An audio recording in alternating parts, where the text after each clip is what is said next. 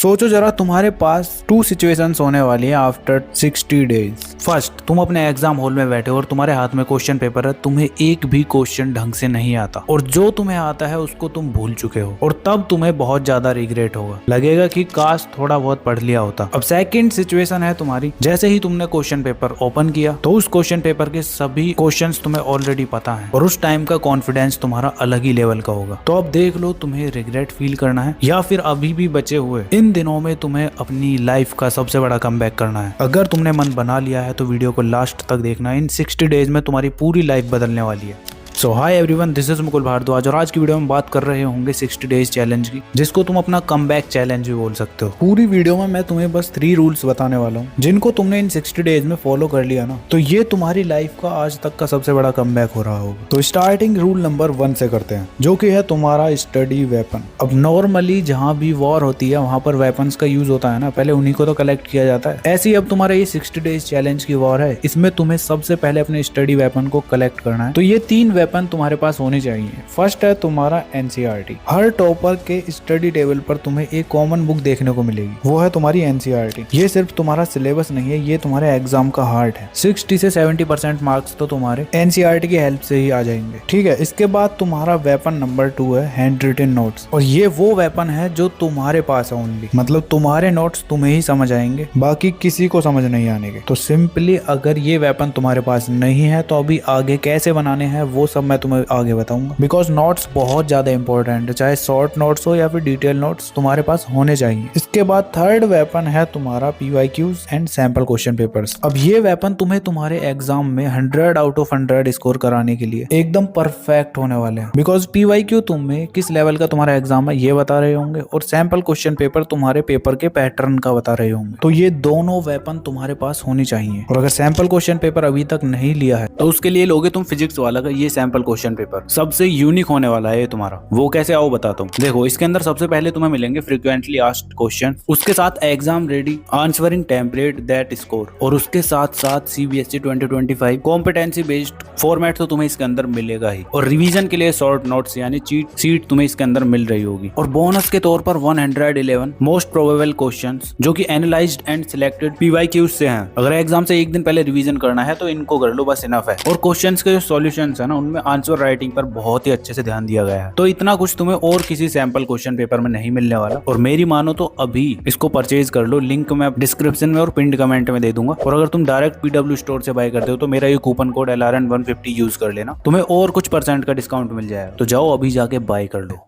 ठीक है ना। तो पीवाईक्यूज से तुम समझोगे कि तुम्हारे कौन से टॉपिक हाई वेटेज के हैं और कौन से टॉपिक लो वेटेज के, और किस तरह के क्वेश्चंस तुम्हारे एग्जाम में बार बार पूछे जा रहे हैं। और सैंपल क्वेश्चन पेपर की हेल्प से तुम अपने प्रिपरेशन का पता करोगे। अपने वीकली एक सैंपल क्वेश्चन पेपर लगाओ, जैसे बोर्ड एग्जाम का पेपर दे रहे हो उसी तरह से उसको बैठ के सॉल्व करो। इससे तुम्हें आगे के लिए बहुत ज्यादा फायदा होने वाला है, ठीक है। स्टडी वेपन्स कलेक्ट करने के बाद तुम्हारा रूल नंबर 2 स्टार्ट होता है फाउंडेशन मोड। अब इस रूल का सिंपल सा मीनिंग है मेक योर फाउंडेशन स्ट्रॉन्ग। अब एवरेज स्टूडेंट हमेशा एवरेज क्यों रहता है? उसके पास कोई नॉलेज की कमी थोड़ी नहीं है। वो एवरेज इसलिए होता है क्योंकि उसके बेसिक्स बहुत ज्यादा वीक होते हैं, उसको यही नहीं पता उसने क्या पढ़ा है पहले क्या नहीं। तो अगर तुम्हें अपनी फाउंडेशन स्ट्रॉन्ग करनी है तो तुम्हें अपने इन 3 स्टेप्स को फॉलो करना है, जिसके अंदर फर्स्ट स्टेप है तुम्हारा एनालाइज योर सिलेबस। अब इसका क्या मतलब है? तो देखो, सिलेबस तुम्हारा एक मैप की तरह है। अब अगर तुम बिना मैप देखे कहीं पर जा रहे हो तो तुम उस जगह पर पहुंच जाओगे क्या? मतलब फर्स्ट टाइम जा रहे हो उस जगह पर नहीं पहुंचोगे ना। इसी तरह से तुम्हारा सिलेबस है, तुम्हें यही नहीं पता है तुमने पहले कितने चैप्टर कर लिए हैं, कितना तुमने अभी तक पढ़ लिया है। अगर तुम्हें यही नहीं पता होगा तो तुम्हारा टाइम तो वैसे भी वेस्ट होगा। तो इस चीज के लिए तुम्हें अपने आप से